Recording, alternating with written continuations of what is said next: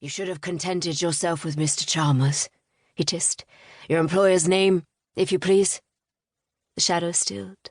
A blade shone in the meagre light from windows along the adjacent street. The assassin must have wiped his weapon clean after withdrawing it from Chalmers' kidney. Come now, Sabre chided, slowly circling, dancing, waiting. Few men desire an excruciating death over a swift one. Surely you are not among them? You're him? The shadow's voice trembled and broke. Him? The Sabre? Sabre hissed again. Dreadful moniker. He held up his knife, tossing it with a practised spin. He liked the way it caught the light before returning home to his hand. Inaccurate, as you can see. Well, perhaps you cannot, dark as it is. Knives are my preference, portable, efficient. He nodded toward Chalmers. I note your fondness for them as well. The shadow's greatcoat shrugged nervously. Hardly that. I'm only doing what I must. His accent was warbling and odd, part Manchester, part Dublin, if he didn't miss his guess. And young. Too young. Sabre slowly circled, drawing the man's back round to face the street. Drayton would return soon. Better to catch the shadow by surprise.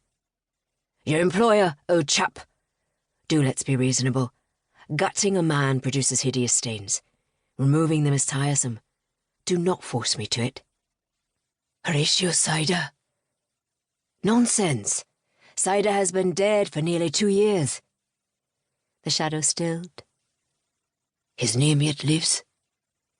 Sabre inched closer, disguising his manoeuvre inside a dance from front foot to back, front to back, front to back, light and smooth, shifting and deceptive. They should have called him dancer, or dagger, or something other than a weapon he'd rarely used. He did not even possess one at present. Nevertheless, he was known as the Sabre, for reasons he preferred to forget. I watched that butcher's blood soak an entire room, old chap. He is quite dead, I assure you. No answer. Sabre sighed. Very well. How were you contacted? A long pause, rough breaths, a twitch of the shadow's knife. His blade was several inches shorter than Sabre's, duller and cheaper. My wife was given a letter. By whom?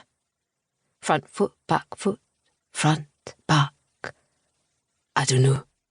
The shadow's arm swiped a sweating brow. A lad, she said. Cider was the only name given. And you did not bother to question a letter from a dead man? The shadow's fist clutched his knife reflexively. Stop moving like that.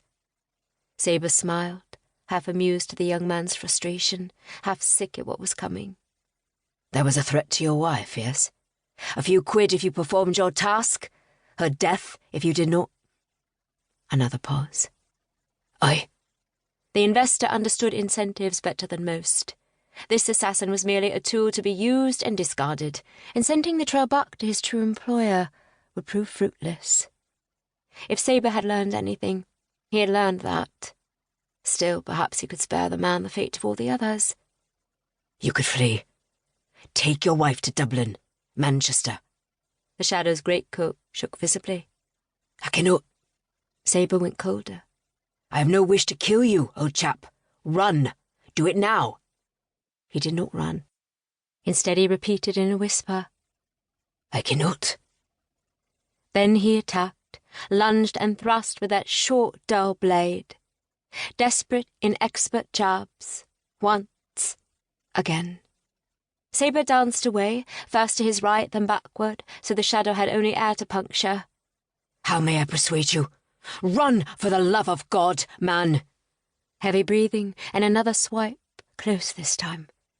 The babe is coming soon. I've told you, I cannot. Going still, Sabre felt old rage rising. Pure bloody evil, that's what this was. The investor would use anyone. A half-Irish boy who couldn't afford a decent knife. A woman who did nothing more sinister than accept a lad's delivery. A babe who had not yet taken a breath. I shall help you. Get you all to safety. Sabre didn't know where the offer had come from. As a rule, he eschewed sentiment, with enemies such as...